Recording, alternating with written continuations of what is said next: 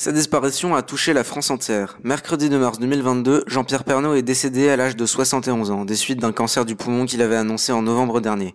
Après l'annonce de sa mort, les hommages au présentateur phare du JT de TF1 ont afflué. Le jour même, plusieurs journalistes qui ont travaillé avec lui ont témoigné sur LCI, dont Valérie Nataf.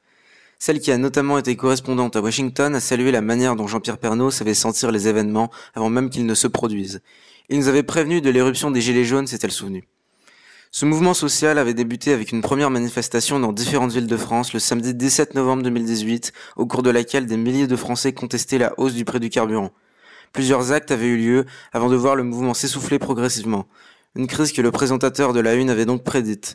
Il avait senti arriver la crise des Gilets jaunes avant qui que ce soit, philosophe, sociologue, politologue, et il en parlait, a raconté Valérie Nataf. Comment Jean-Pierre Pernaut avait-il pu ressentir l'apparition de ce mouvement, grâce à sa passion pour les voitures qu'il partageait avec son fils aîné Olivier. Il avait quelque chose sur l'essence et le fait de devoir prendre la voiture et de payer. Il n'arrêtait pas de nous alerter. Il venait nous voir ici à LCI en nous disant « Vous avez tort de considérer que ce n'est pas important. La crise va arriver, la taxe sur l'essence est quelque chose qui va mettre le pays en éruption », s'est remémoré la journaliste. Valérie Nataf a par ailleurs dressé un joli portrait du natif d'Amiens.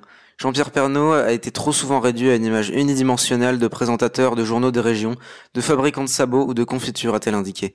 Mais pour elle, il était bien plus que ça. Elle l'a décrit comme un journaliste incroyablement vif, doté d'une passion pour l'actualité internationale.